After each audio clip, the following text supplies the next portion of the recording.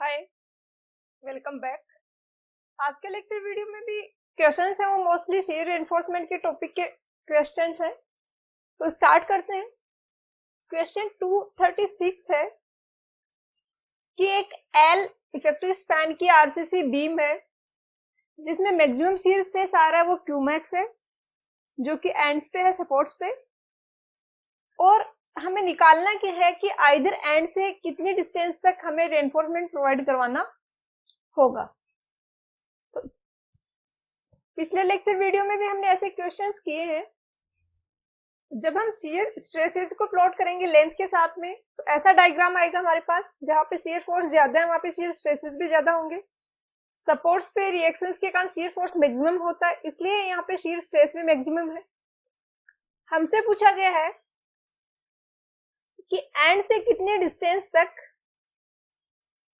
स्टीरअप्स provide करवाना होते हैं। स्टीरअप्स होता है शियर रेनफोर्समेंट। तो बेसिकली हमसे पूछी गई है ये वाली डिस्टेंस, हम इसको एक्स से डिनोट कर रहे हैं। पिछले क्वेश्चंस अगर आपने किए हो तो आपको पता होगा कि अलाउेबल जो शियर स्ट्रेस की लिमिट इसने जो ली है मोस्टली क्वेश्चंस में, वो 5 kg पर सेंटीमीटर स्क्वायर है। यहाँ पे भी मेंशन नहीं किया है, एग्जाम में गिवन होगा। तो पिछले क्वेश्चन से अगर मैं डेटा लें तो इट मींस 5 kg पर सेंटीमीटर स्क्वायर तक हमें रेनफोर्समेंट देना पड़ेगा। इसके बाद इधर हमें रेनफोर्समेंट नहीं देना होगा। और हमसे ये डिस्टेंस पूछी है एक्स, तो सिमिलर ट्राइंगल का रूल लगाएंगे। पहले ये आउटर वाला ट्राइंगल लेंगे। आउटर वाले ट्राइंगल में हो जाएगा cube X upon L by two. This will be equal to 5 upon L by two minus x.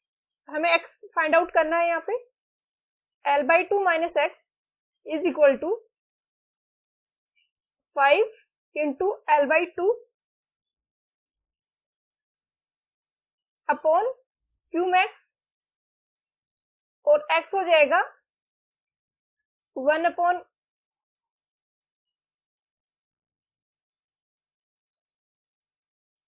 Q max into 5 into L by two plus L by to.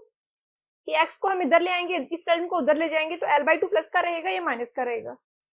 अब options में match करने के लिए L by to बाहर ले लेते हैं, अंदर बचेगा 1 माइनस 5 अपॉन क्यू मैक्स, जो कि गिवन है ऑप्शन सी में। तो यहाँ पे आंसर हो जाएगा ऑप्शन सी। नेक्स्ट क्वेश्चन है 237। ये क्वेश्चन है फ्लेक्सर बॉन्ड स्ट्रेस के टॉपिक का। एक तो बॉन्ड स्ट्रेस होता है जिसके लिए हम डेवलपमेंट लेंथ कैलकुलेट करते हैं, वो डिफरेंट बॉन्ड स्ट्रेस है। ये वाला डिफरेंट है, एक होता है फ्लेक्सर के लिए, एक होता है एंकरेज के लिए। फ्लेक्सर वाला बॉन्ड स्ट्रेस समझने के लिए हम एक एग्जांपल लेते हैं। ये हमने एक सिंपली सपोर्टेड बीम ली है जिसपे कि यूडीएल लग रहा है। इसका अगर हम बीएमडी बनाएंगे तो इसका बीएमडी बनेगा पैराबोलिक। इट मींस हर एक क्रॉस सेक्शन पे बेंडिंग मोमेंट की वैल्यू डिफरेंट है। यहाँ पे बेंडिंग मोमेंट कुछ अलग है, यहाँ पे कुछ अलग है, यहाँ पे कुछ अलग है। इस बेंडिंग मोमेंट में डिफरेंस के कारण जो टेंसाइल फोर्सेज होंगे वो भी डिफरेंट होंगे। जैसे कि ये एक बीम है जिसका यहाँ पे हमने एक क्रॉस सेक्शन लिया, इससे dx डिस्टेंस पे हमने दूसरा एक क्रॉस सेक्शन लिया। जैसे कि एक तो यहाँ पे कट कर लिया क्रॉस सेक्शन, दूसरा यहाँ से dx डिस्टेंस पे यहाँ पे कट कर लिया, ये वाला क्रॉस सेक्शन ले लिया। अब एक एंड पे अगर m है बेंडिंग मोमेंट, तो दूसरे पे m प्लस dm होगा, कुछ अलग होगा, उससे थोड़ा सा कम या ज्यादा होगा। इस डिफरेंस के कारण जो टेंसाइल फोर्स होते हैं वो भी डिफरेंट होंगे। जैसे कि ये टेंसाइल फोर्स यहाँ पे C है, तो इधर वाले पे टेंसाइल फोर्स होगा वो C प्लस C होगा, क्योंकि C इंटू लीवर आर्म जो होता है वो इक्वल होता है बेंडिंग मोमेंट के, या tensile force into lever arm equal होगा बेंडिंग मोमेंट के। तो ये C इंटू L है तो C चेंज होगा। तो जैसे ही बेंडिंग मोमेंट बढ़ेगा C की वैल्यू भी बढ़ जाएगी। वैसे ही ये जो टेंसाइल फोर्स है, जो कि स्टील में टेंसाइल फोर्स आ रहा है, उसकी वैल्यू भी इंक्रीज हो जाएगी। यहाँ पे अगर T है तो यहाँ पे T प्लस dt होगा। अब अगर टोटल बार्स यहाँ पे फॉर एग्जांपल n बार्स है, यहाँ पे उन n बार्स को मिलके कैरी करना पड़ रहा है टेंसाइल फोर्स dt। अगर एक बार है, इसके इधर भी T फोर्स लग रहा है, इधर भी T फोर्स लग रहा है, तो कोई इशू नहीं है। लेकिन एक साइड टी फोर्स लग रहा है, दूसरी side T plus D T force लग रहा है, तो हो सकता है कि T plus D T force लग रहा है उस साइड बार चली जाए। जैसे कि इस सिनेरियो में हो रहा है कि कंक्रीट के अंदर एम्बेडेड है बार, जैसे कि ये कंक्रीट का क्यूब है और ये यहाँ पे बार है, तो बार पे एक फोर्स लग रहा है यहाँ पे tensile force D T resultant. जो डिफरेंस है टी टी दोनों साइड लग रहा है उससे कोई प्रॉब्लम नहीं होगी, डी टी जो एक्स्ट्रा आ रहा है उसके कारण प्रॉब्लम हो सकती है। तो यहाँ पे डी टी फोर्स लग रहा है जो कि सारी बार्स मिलके कैरी कर रहे हैं, क्योंकि पूरे सेक्शन पे है डी टी का डिफरेंस। अगर वो फोर्स ज्यादा हुआ तो मे बी कॉन्क्रीट से बाउंड्री से यहाँ पे सरफेस से ये डिटेच हो जाए कि जो स्टील की बार है वो अलग हो जाए, और इसको रेजिस्ट कौन करेगा? Bond stress. जो बॉन्ड स्ट्रेस है, जो बॉन्डिंग का स्ट्रेस है कंक्रीट और स्टील के बीच में, वो रेजिस्ट करेगा इस फोर्स dt को। अब जब हम इक्वेशन लिखेंगे तो dt जो फोर्स आ रहा है अनबैलेंस्ड फोर्स, टो bd बॉन्डिंग स्ट्रेस इस सरफेस पे जो आ रहा है, जो एंकरेज वाला हम डेवलपमेंट निकालते थे तो हम इंडिविजुअल बार के लिए निकालते हैं, लेकिन यहाँ पे dt फोर्स तो है डिफरेंस, बट वो सारी की सारी बार्स मिलके रेजिस्ट कर रही हैं उसको, तो हम सारी बार्स को एक साथ कंसीडर करेंगे। अगर n बार है 5 डायमीटर की, तो एक बार का डायमीटर होगा पाई इंटू 5, n बार्स का हो जाएगा n into pi into 5। dx से मल्टीप्लाई क्यों कर रहे हैं? क्योंकि हमें करना है टो bd इंटू एरिया। अगर एक बार को हम ले जिसकी डिस्टेंस x है, तो इसकी लेंथ है ये dx है और इसका डाया है वो 5 है, तो इसका सरफेस एरिया जो होगा वो होगा पाई 5 इंटू डी एक्स। पाई 5 पेरीमीटर हो गया, dx से मल्टीप्लाई करके सरफेस एरिया आ गया, n बार्स का हो जाएगा इतना। और हमें यहां से निकालना है शीयर फोर्स के साथ में रिलेशन। शीयर फोर्स के साथ में रिएक्शन निकालना है तो हमें dt को dm की टर्म में भी लिखना पड़ेगा, क्योंकि dm से हम शीयर फोर्स निकाल सकते हैं। तो dt इक्वल हो गया हमारा dm अपॉन jd। jd यहाँ पे लीवर आर्म है, इनको इक्वेट कर दिया। इनको इक्वेट करके हमने इस इक्वेशन को इस तरीके से लिख दिया, टॉप भी आ गया dm अपॉन dx, और dm अपॉन dx हमें पता है होता है शीयर फोर्स। तो यहां से हमारे पास इक्वेशन आ गई कि बॉन्डिंग का स्ट्रेस जो है वो होगा शीयर फोर्स अपॉन n पाई 5 इंटू jd। jd यहाँ पे है वो लीवर आर्म है। तो वैसे फॉर्मूला इसका याद रखना भी काफी इजी है, और n पाई 5 है, इसको काफी बार हम सिग्मा o से डिनोट कर देते हैं। सिग्मा o मतलब सारी बार्स के पेरीमीटर का सम। तो हम ऑप्शंस चेक करते हैं यहाँ पे। ऑप्शंस काफी इजीली आइडेंटिफाई हो रहा है कि आंसर हो जाएगा वो ऑप्शन सी हो जाएगा। आपको थोड़ा सा कंसेप्ट याद रहेगा तो पता रहेगा कि जेडी से मल्टीप्लाई करना है। नेक्स्ट है क्वेश्चन 238। 238 है वो ऊपर वाला जो फॉर्मूला है उसी पे बेस्ड है। यहाँ पे ये लोड स्ट्रेस जो लिखा है बेसिकली ये बॉन्ड स्ट्रेस है, और bond stress can be reduce. इसका सिग्निफिकेंस ये है कि जो टॉप बीडी अगर आपका अलाउेबल है उससे ज्यादा आ गया है किसी एक पर्टिकुलर केस में, तो हमें टॉप बीडी जो एक्चुअल में आ रहा है कैलकुलेट करके, जो हम टॉप बीडी यहाँ से शियर फोर्स अपॉन ये करके जो निकाल रहे हैं, हमें उसको कम करना है। तो कम करने के लिए हम क्या कर सकते हैं कि पहले हमने फॉर एग्जाम्पल 25 mm की बार्स यूज करी थी, अब हम इनको घटा के 12 mm की बार यूज करेंगे। इससे बेनिफिट क्या होगा कि नंबर ऑफ बार्स इंक्रीज हो जाएंगी। पहले 25 mm की जितनी बार थी 12 mm की उससे ज्यादा होंगी, और इनका फिर जब हम सरफेस एरिया कैलकुलेट करेंगे या फिर आप कह सकते हो कि सिग्मा ओ वाली टर्म कैलकुलेट करेंगे, तो सिग्मा ओ इस केस में ज्यादा होगा। एएसटी सेम रखा है हमने, पहले 25 mm की बार्स यूज करी, उसका सिग्मा ओ निकाला, नंबर ऑफ बार्स यहाँ पे कम होंगी।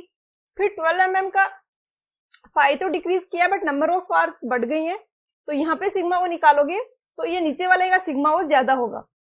तो इसलिए बॉन्डिंग में अगर सेफ नहीं आ रहा है तो हम इस तरीके से एडजस्टमेंट करके एएसटी सेम रखते हुए हम उसको स्ट्रक्चर को बॉन्डिंग में सेफ बना सकते हैं। तो यहाँ पे आंसर हो जाएगा replacing the larger bars by greater number of small bars. Next question है 239। यहाँ पे कोई कैंटिलीवर बीम है जिसपे फ्री एंड पे लोड लग रहा है वो 1200 kg है और उसकी लेंथ है वो 3.6 मीटर है। हमसे पूछा है कि नंबर ऑफ स्टीरअप्स होंगे वो कितने लगेंगे। अगर हमें स्पेसिंग पता हो तो हम नंबर ऑफ स्टीरअप्स निकाल सकते हैं। ये हमने कोई सिंपल केस लिया है समझने के लिए कि अगर स्पेसिंग पता है तो हम नंबर ऑफ स्टीरअप्स कैसे फाइंड आउट करेंगे। जैसे कि यहाँ पे ये 4 स्टीरअप्स है, ये वाली भी वर्टिकल स्टीरअप है, एक स्टार्टिंग में है, एक एंड में है और 2 ये बीच में वर्टिकल स्टीरअप्स है। नंबर ऑफ स्टीरअप्स यहाँ पे है 4 और स्पेसिंग देखें तो एक ये एसवी यहाँ पे है, एक एसवी यहाँ पे है, थर्ड वाला एसवी यहाँ पे है। तो नंबर ऑफ स्टीरअप्स होंगे उससे एक कम होगा वो नंबर ऑफ स्पेसिंग होंगी। 4 स्टीरअप्स है तो नंबर ऑफ स्पेसिंग यहाँ पे है वो 3 है। और हम लेंथ इक्वेट करें तो अगर इस बीम की लेंथ L है और नंबर ऑफ स्टीरअप्स N है तो N-1 स्पेसिंग होंगी। Number of spacing into SV will be equal to L। जैसे यहाँ पे 4 स्टीरअप्स हैं तो 3 SV will be equal to L। तो जनरलाइज्ड हम फॉर्मूला लिख सकते हैं N-1 into SV is equal to L। हमसे यहाँ पे पूछा गया है N, तो N के लिए पहले हम SV फाइंड आउट करेंगे और उसके बाद इस फॉर्मूले में पुट करके हम यहाँ पे N फाइंड आउट कर सकते हैं। SV फाइंड आउट करने के लिए एक तो VUS रिक्वायर्ड होता है हमें, जैसे ये फॉर्मूला होता है, पहले भी पढ़ा है हमने। WSM में ये फॉर्मूला होता है VUS is equal to sigma SV into ASV into D divided by SV। यहाँ पे ASV नहीं गिवन है बट यहाँ पे लोड गिवन है कि एक जगह पे एक क्रॉस सेक्शन पे आप कुछ स्टीरअप्स दे रहे हो, वो किसी भी डाया की हो सकती है, वो 2 लेग्ड हो सकती है, 4 लेग्ड हो सकती है, बट वो मिलके जितना लोड कैरी कर रही है वो 800 kg है। तो इससे हम फाइंड आउट कर सकते हैं कि ASV कितना होगा। ASV इंटू यहाँ पे सिग्मा SV करेंगे। सिग्मा SV यहाँ पे गिवन तो नहीं है बट पिछले क्वेश्चंस में जो सिग्मा SV की इसने वैल्यू ली है वो 1400 ली है। सिग्मा SV या सिग्मा ST जो कि माइल्ड स्टील के लिए होता है वर्किंग स्ट्रेस मेथड में, इसको अगर 1400 से मल्टीप्लाई करें this should be equal to 1800 kg, क्योंकि एक जगह पे जो एक क्रॉस सेक्शन पे स्टीरअप्स है वो 1800 kg का लोड ले रही है। तो यहाँ से हम ASV निकालेंगे तो ASV की वैल्यू यहाँ से आ जाएगी हमारे पास कुछ 1.286। VUS है, VUS के लिए यहाँ पे गिवन है कि जितना डायगोनल टेंशन है उसका 1/3 है वो कंक्रीट कैरी कर रही है। VUS बेसिकली होता है कि कितना शियर फोर्स है जो कि स्टील कैरी करेगी। जितना शियर फोर्स है उसका कुछ पार्ट तो कंक्रीट ले लेगा और वो कुछ पार्ट होता है टोसी इंटू BD। बचा हुआ जो शियर फोर्स है वो कैरी करता है स्टील। तो यहाँ पे गिवन है कि 1/3 है वो कंक्रीट कैरी कर रहा है, तो बचा हुआ 2/3 होगा वो स्टील कैरी करेगा। तो VUS हो जाएगा 1200 इंटू 2/3। VUS हमारे पास आ गया है। सिग्मा SV की जगह फॉर एग्जाम्पल अगर हम पिछले क्वेश्चन में जैसे किया है या यहाँ पे हमने जो लिया 1400 ले लें, बट प्रॉब्लम ये है कि यहाँ पे D नहीं गिवन है। इस क्वेश्चन में यहाँ पे D रिक्वायर्ड है, इसने डेप्थ भी दिया है, लीवर आर्म भी दिया है, बट D नहीं दिया है। तो अगर D क्वेश्चन में दिया हुआ होता तो आप D की वैल्यू यहाँ पे फाइंड आउट करके SV निकाल लेते और SV निकालने के बाद ये वाला फॉर्मूला अप्लाई कर देते। इस फॉर्मूले को भी याद रखने का जरूरत नहीं है, सिंपलेस्ट केस ले लो आप, चाहो तो 3 स्टेप का भी बना सकते हो बीम, उससे आप ये फॉर्मूला लिख लोगे और यहाँ से N की वैल्यू आ जाएगी। यहाँ पे आंसर गिवन है वो 40 गिवन है, बट विदाउट D हम इसको कैलकुलेट नहीं कर सकते। एक यहाँ पे ये लोड गिवन है 1/3 ऑफ डायगोनल टेंशन वो ले रहा है कंक्रीट और टोटल 1200 kg का शियर फोर्स एक्टिंग है और शियर फोर्स है वो थ्रू आउट सेम होगा, इसलिए थ्रू आउट स्पेसिंग सेम होगी। काफी बार हम स्पेसिंग को कम भी कर देते हैं क्योंकि शियर फोर्स कम हो जाता है। अभी कैंटिलीवर बीम है तो थ्रू आउट यहाँ पे पॉइंट लोड लग रहा है तो थ्रू आउट शियर फोर्स होगा वो 1200 kg ही रहेगा। तो इस तरीके से आप कर सकते हो। यहाँ पर कंप्लीट डेटा गिवन हो, ये भी मैंने फॉर एग्जांपल लिया है, हो सकता है इसकी जगह भी कुछ डिफरेंट वैल्यू गिवन हो कि स्टील के परमिसिबल स्ट्रेसेस कितने हैं टेंसाइल वाले, तो वो पुट करोगे, D की वैल्यू पुट करोगे और उससे आप कैलकुलेट कर सकते हो। तो ये हो गया प्रोसीजर। पे 240 और 241 है, ये डायरेक्टली कोड में गिवन है। कोड है IS कोड 875। इसके काफी सारे पार्ट हैं, तो इसका पार्ट 2 है वो इम्पोज्ड लोड या लाइव लोड के लिए है, और इसमें आप डाउनलोड भी कर सकते हो, नेट पे अवेलेबल है। अगर ज्यादा डिटेल में आपने जानना हो तो पेज नंबर 14 पे ये गिवन है इंफॉर्मेशन कि अगर कोई ऐसी रूफ है जो कि एक्सेसिबल है और एक्सेसिबल नहीं है। अगर एक्सेसिबल है तो होगा 0.75 न्यूटन पर मीटर स्क्वायर, किलो न्यूटन पर मीटर स्क्वायर।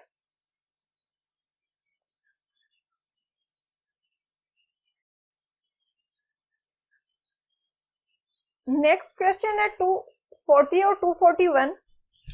यहाँ पे पूछा है कि कोई रूफ है, अगर वो एक्सेसिबल है तो उसके लिए लाइव लोड क्या होगा, और इनएक्सेसिबल है तो उसके लिए लाइव लोड होगा वो रूफ के लिए क्या होगा। तो ये अवेलेबल है IS 875।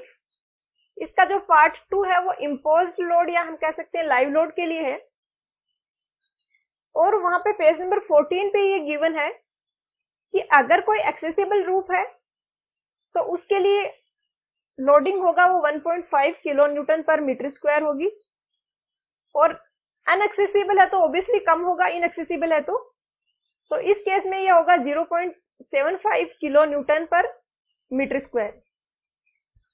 यहाँ पे ऑप्शंस गिवन है वो केजी में गिवन है, तो किलो न्यूटन को हम केजी में कन्वर्ट करते हैं, जैसे इसी को करते हैं। तो किलो न्यूटन को न्यूटन में कन्वर्ट करने के लिए 10⁻³ से मल्टीप्लाई किया, न्यूटन को केजी में करने के लिए 10 से डिवाइड करेंगे, तो ये आ जाएगा 75 केजी पर मीटर स्क्वायर। 40 में पूछा इनएक्सेसिबल के लिए, तो ऑप्शन बी हो जाएगा। 41 में बोला है एक्सेसिबल के लिए, तो यहाँ पे आंसर हो जाएगा ऑप्शन सी। नेक्स्ट है क्वेश्चन 242। 242 में एक सिंपली सपोर्टेड बीम है जिसकी लेंथ गिवन है 6 मीटर, इफेक्टिव डेप्थ गिवन है, और यहाँ पे यूनिफॉर्मली डिस्ट्रीब्यूटेड लोड लग रहा है एक सिंपली सपोर्टेड बीम पे। अगर यूडीएल लग रहा है तो मैक्सिमम बेंडिंग मोमेंट होगा वो सेंटर पे होगा, और उसका मैग्नीट्यूड होगा WL²/8। यहाँ पे लीवर आर्म भी गिवन है, हमें निकालना है area of steel required, steel में परमिसिबल टेंसाइल स्ट्रेसेस भी गिवन है। तो बेंडिंग मोमेंट आएगा इस फॉर्मूले से, इतना बेंडिंग मोमेंट स्ट्रक्चर को बीम को रेजिस्ट करना है, ये इक्वल होगा जो टेंसाइल फोर्स है इससे मोमेंट आ रहा है।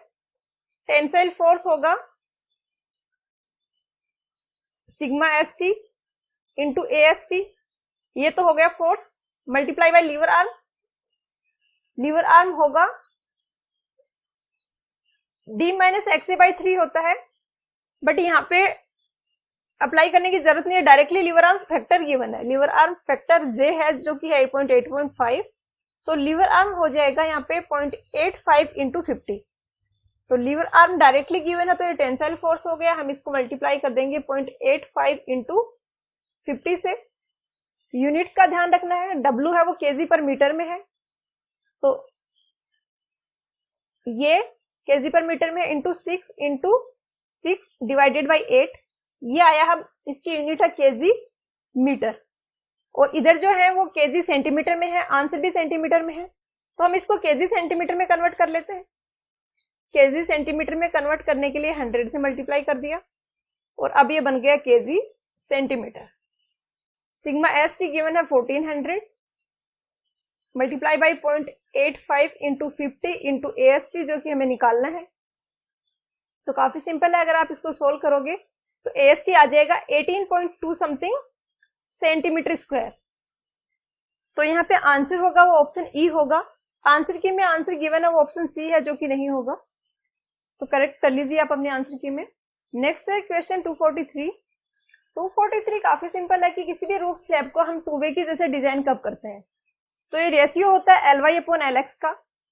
अगर ये 2 से कम है तो उस केस में हम इसको 2 वे स्लैब की जैसे डिजाइन करेंगे, अगर 2 से ज्यादा है तो 1 वे स्लैब की जैसे डिजाइन करेंगे। तो यहाँ पे आंसर हो जाएगा ऑप्शन बी। नेक्स्ट है 244। ये वैसा ही है जैसे कि सेम हमने पिछले क्वेश्चन में किया है। पिछले क्वेश्चन नंबर 237 में हमने इसकी इक्वेशन डिराइव की है। यहाँ पे काफी सारे डेटा देख के थोड़ा सा कंफ्यूज करने का ट्राई किया कि आपने फॉर्मूला याद रखना है। फॉर्मूला था शियर फोर्स अपॉन सिग्मा ओ इनटू लीवर आर्म, जिसको हम जेडी लिख रहे थे वहां पे, जे इंटू डी, क्योंकि dt को हमने लीवर आर्म से मल्टीप्लाई किया था मोमेंट निकालने के लिए। तो यहाँ पे लीवर आर्म गिवन है LA, बेंडिंग मोमेंट गिवन है जो कि हमें नहीं चाहिए, शियर फोर्स गिवन है F अपॉन जो sum of the circumference of main reinforcement is O, जो सिग्मा लिख रहे थे हम वहां पे, और लीवर आर्म है LA। तो फॉर्मूला ये हो जाएगा जो कि यहाँ पे गिवन है ऑप्शन ए में। नेक्स्ट क्वेश्चन है 245। यहाँ पे शियर फोर्स और बेंडिंग मोमेंट गिवन है एक बीम के लिए, डेप्थ और लीवर आर्म भी दिए हुए हैं। यहाँ पे एफसी की वैल्यू गिवन है 400, ये सेंटीमीटर स्क्वायर होगा। 2 लेग्ड 12 mm की स्टीरप्स यूज की गई है। हमसे पूछा है कि स्पेसिंग क्या होगी स्टीरप्स की। स्टीरप्स की स्पेसिंग निकालने की दो मेथड होते हैं। एक तो हम करते हैं मिनिमम रेनफोर्समेंट के रिगार्डिंग स्पेसिंग निकालते हैं, और दूसरा हम किसी पर्टिकुलर शियर फोर्स के लिए डिजाइन करते हैं स्पेसिंग शियर रेनफोर्समेंट को। तो यहाँ पे शियर फोर्स गिवन है, तो सेकंड वाला फॉर्मूला अप्लाई करेंगे हम यहाँ पे, जो कि होता है VUS is equal to sigma SV into ASV into D upon SV।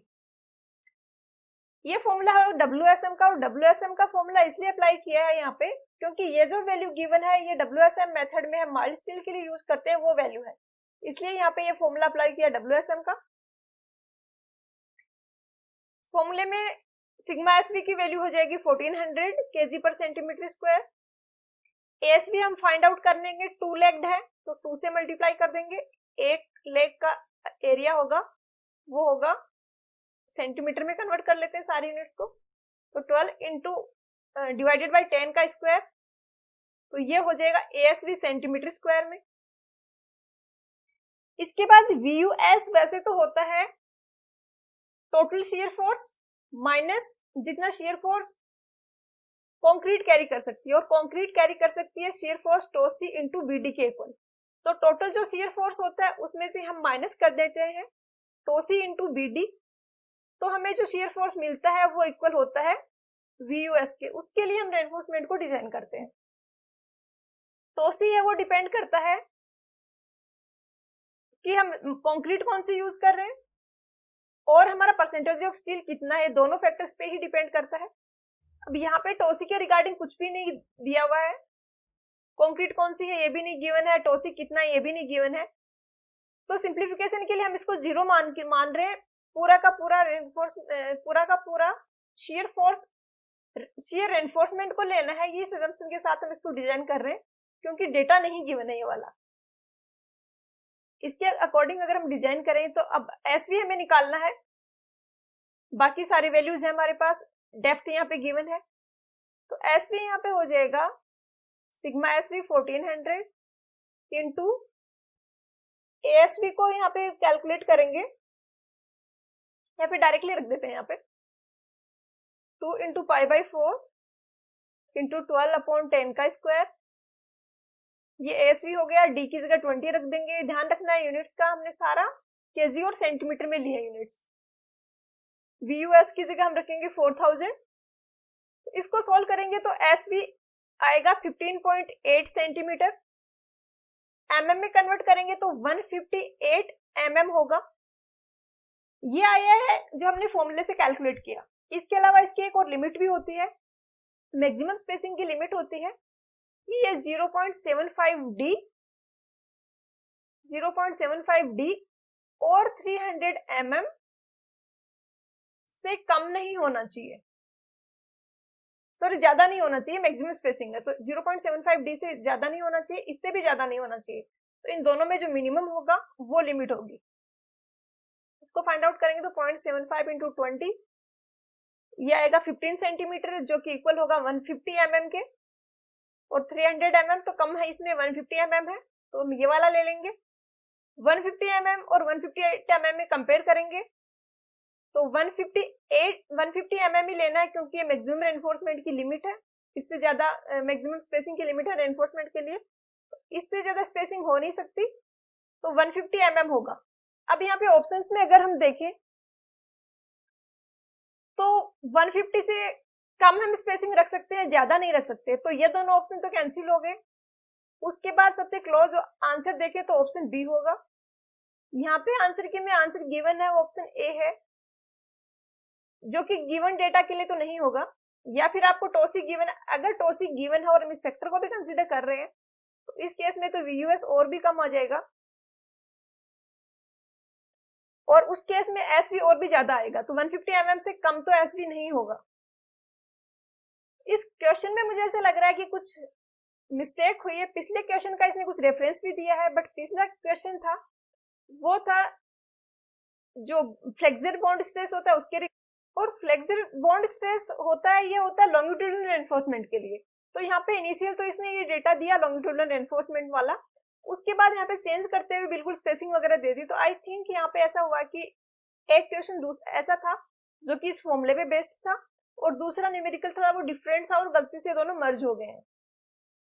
तो इस तरीके से आप स्पेसिंग निकाल सकते हो अगर लोड गिवन हो तो चलते हैं नेक्स्ट है क्वेश्चन 246। काफी इजी है, काफी बार हम इस डेटा को यूज भी कर चुके हैं। Allowable tensile stress mild steel के लिए, वो स्टिरप्स हो या मेन रेनफोर्समेंट हो, 1400 kg पर सेंटीमीटर स्क्वायर ही होता है, ये होता है WSM में। नेक्स्ट क्वेश्चन है 247। यहाँ पे पूछा है minimum number of main steels bar जो हम कॉलम में प्रोवाइड करवाएंगे। कॉलम में अगर रेक्टेंगुलर कॉलम है तो मिनिमम 4 होती हैं, सर्कुलर है तो मिनिमम 6 होती हैं सर्कुलर के लिए, और अगर ऑक्टागोनल है तो वहां पे मिनिमम बार्स प्रोवाइड की जाती है 8। तो यहाँ पे आंसर हो जाएगा वो ऑप्शन डी हो जाएगा क्वेश्चन पे। नेक्स्ट क्वेश्चन है 248। इसमें पूछा है कि कोई सिंपली सपोर्टेड बीम है और उस पे अगर UDL लग रहा है तो उसमें हम डिजाइन करेंगे तो कौन से बेंडिंग मोमेंट के लिए डिजाइन करेंगे। तो डिजाइन हम करते हैं जहाँ पे मैक्सिमम बेंडिंग मोमेंट होता है उसके लिए, और अगर सिंपली सपोर्टेड बीम पे UDL लग रहा है तो इसका BMD ऐसा बनता है और मैक्सिमम बेंडिंग मोमेंट होता है सेंटर पे, तो इसका आंसर हो जाएगा option B mid span. Mid span पे बेंडिंग मोमेंट मैक्सिमम होगा। आंसर के में आंसर गिवन है वो ऑप्शन डी है, जो कि नहीं होगा।